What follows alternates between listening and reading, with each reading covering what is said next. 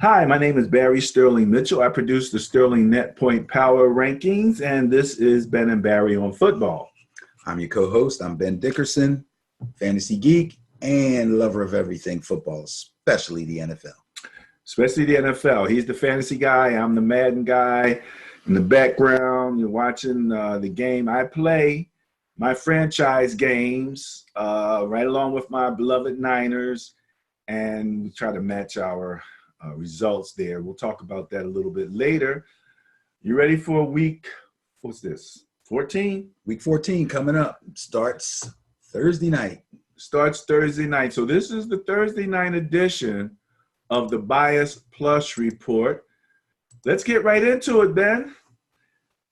Dallas Cowboys at the Chicago Bears, and the Bias Plus score 63 favors the Cowboys. And again, let me simply explain.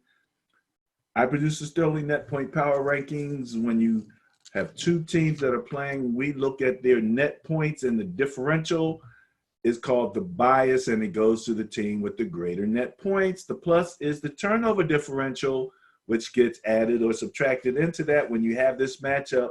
In this particular case, 63, it's pretty healthy, but it's not super healthy. big, Yeah. you know. Largest of the weekend is probably somewhere up around 180 or something like that. Right. So this is actually pretty close, the Bears and the Cowboys. Who you got on this? Well, I'm kind of having fun on this roller coaster ride that is the Dallas Cowboys. The whole Dak up and down thing in the contract and all that. The whole, oh my God, we shouldn't have paid Zeke so much so soon. And the whole Jerry Jones and the coach, and I want him, I don't want him, I want him, I don't want him. You know what? He's going to be an NFL coach next year. Wait, what? He's going to be the Dallas Cowboy coach next year? No, he didn't say that. He said he's going to be an NFL coach. What does that mean? Oh, he's tricky. I love it. I warned everybody that the Bills would beat them in their home last week. Nobody fears their place. If there's a fan of the team that they're playing, Texas is a big state. They're in there somewhere, and they're going to get a ticket for that game. Everybody loves Jerry World. Nobody's afraid of Jerry World. Teams come in there and beat them all the time. They're going to have to get this done on the road at Soldier Field. The Bears fans are already kind of grumpy because watching Trubisky week after week is not fun. So I say all that to say I'm going to go with the bias.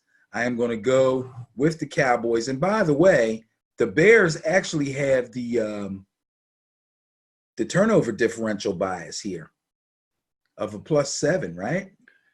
Exactly. So Dallas Cowboys, 1, 2, 3, 4, 5, 6, 7, 8. Okay. All right, they're 8th. All right. I'm glad you mentioned that. Didn't sound right. Something didn't sound right there. Right. And the Bears are probably somewhere in the middle of the pack. Ooh. Maybe a little below the middle of the pack. How about 2, 139, 28th? 28th. Ooh, that's And rushing. That's the low end. Yeah, that's one of the But low end. again, Well, I had it bass backwards. as we've talked about over the last few weeks with the Bears, they seem to have a problem with running the ball, not because they can't run the ball, but because they don't use enough balance in their offensive attack. They throw the ball far too much. They don't seem to run the ball at the right times. It's a weird mix of not trusting the running game and or using it in a strange way on strange downs in strange situations. It's so hard to explain. I really feel like the running back, David Montgomery, although he's a young kid, is going to be a good, really good back, but he needs carries. Just like most really good running backs, they need carries.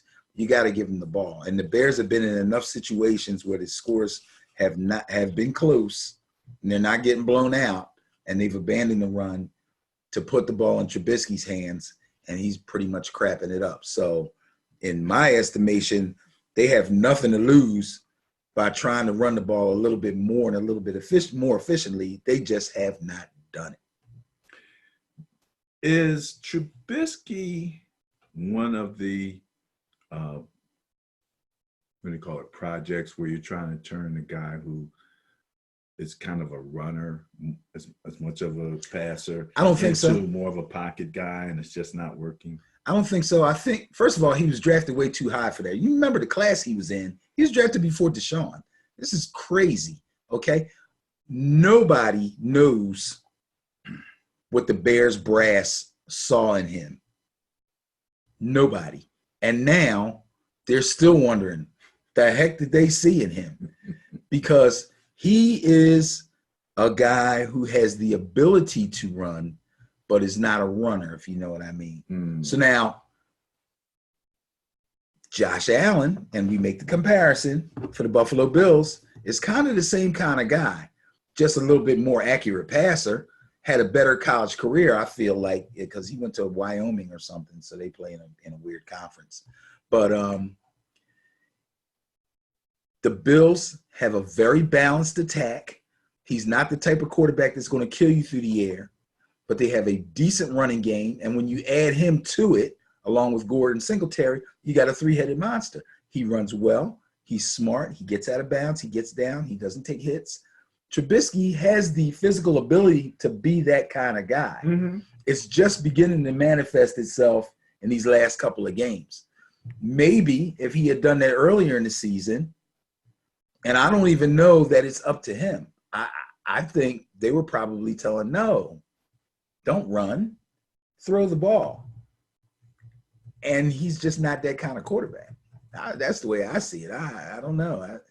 Well, we shall see. I think, and I'm waiting to see, again, we talked about this before, whether there's going to be almost a sea change in the attitude toward running with your quarterback in the NFL now. So with Russell and with Lamar, even Mahomes had a nice little jaunt last week into the end zone, you know, when he walked in and brushed himself off like this was easy, you know?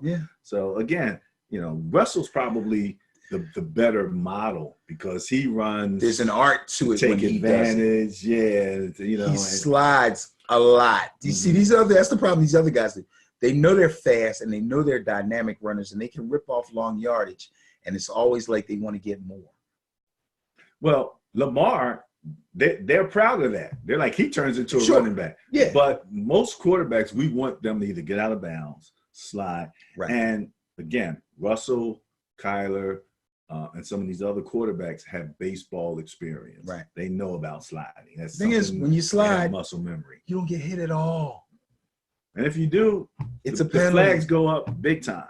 All right. So who you got? I'm going with the Cowboys. Going with the Cowboys. I feel like the carousel is going back around to Dak's good side. I think he'll play well. I think Zeke will rip him. And I think that the defense will redeem itself, maybe get a couple picks on Trubisky or pop him one and get a fumble. And I think the Cowboys will take care of business. Sticking with the They'll be away from home. Yeah, I think for some reason, I think they'll play a little bit better away from home. The Bears have a winning record. Do the Bears have a winning record? Yes, because you know the Cowboys have not beaten a single team with a winning record yet. Never mind that, and I appreciate the stat you came up with the power ranking points for the Patriots, and that was pretty huge. They're 500, 6-6. Wow. So they still haven't played a team with a winning record. Well, and guess what the Cowboys record is? 6-6. 6-6. So even if they win, they still won't have beaten a team with a winning record. Right. But some of that's not their fault. No, except for they did play teams with winning records and they lost. That's the difference. We can look at the Patriots' schedule and say, you know what I mean?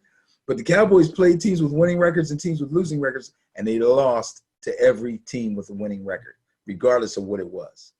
If they were above 500, they lost to them.